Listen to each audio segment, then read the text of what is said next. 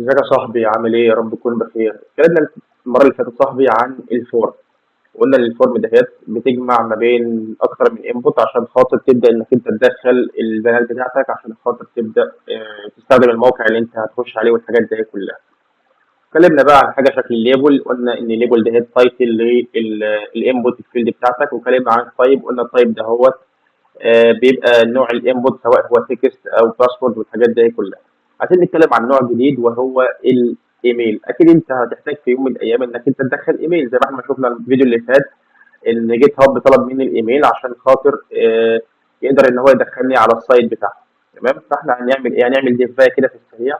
نقول له ديف وجواها انبوت في السريع كده. تمام، نقول له كده ايه مع السلامه للحاجات دهيت، ونقول له ايه؟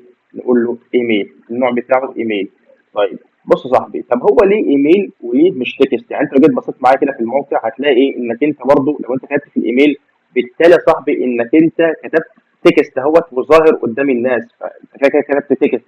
فده ليه ما اكتبش يعني هنا تكست عادي؟ وبرضه هتبقى نفس الفكره بالظبط، هكتب جواها تكست برضه عادي خالص وهبعت تكست. يعني لما هاجي ابعت، ودلوقتي انت هتشوف لما اجي هبعت تكست برضه. فبالتالي انا ليه اكتب ايميل وما اكتبش تكست؟ هقول لك استناني بس نص دقيقه رايق وهرد عليك. تمام تمام، بس انت عامل لي الليبل بتاعتك الرايقه عشان خاطر اعرف ارد عليك. هقول لك ايه بقى؟ هقول لك هنا مثلا ايميل. تمام، وهنا مثلا خليها ايميل بالكابيتال عشان خاطر نعرف ايه نمانج الدنيا. تمام، مش تفرق يعني، بس انا ايه بحب ان هي ايه دي تكون منظمه. طالما طلعت هنا اول حرف كابيتال والثاني هنا حرف كابيتال وده حرف كابيتال، يبقى انا ايه واد رايق كده.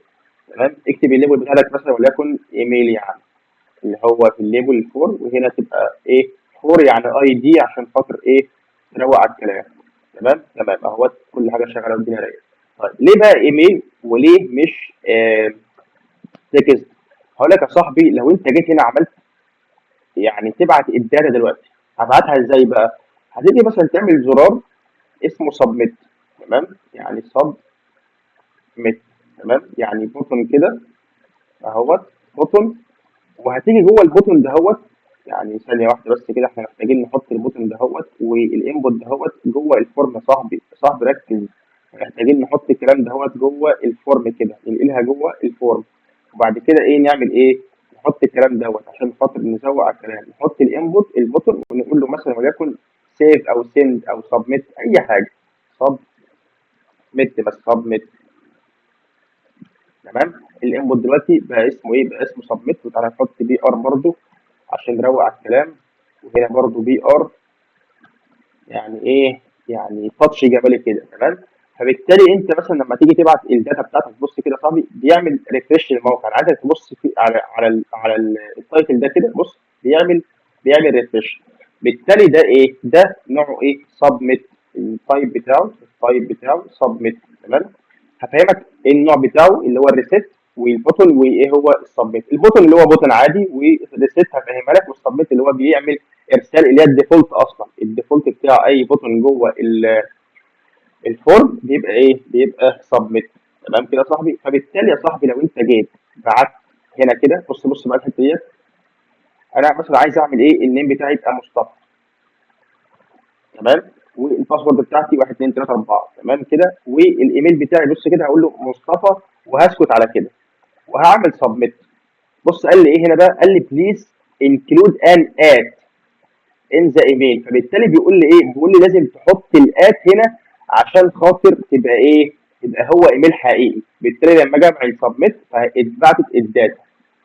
فهمت يا صاحبي؟ طب تعالى بقى نغير حته الايه؟ حته الايميل ده التايب دوت، نحط مثلا تكست، ونروح نحط له مثلا الداتا من اول وجديد. نقول له مثلا مصطفى، ماشي، نقول له مثلا مصطفى، وبعد كده نقول له ايه؟ 1 2 3 4. وبالتالي نقول له مثلا الايميل بتاعنا مصطفى.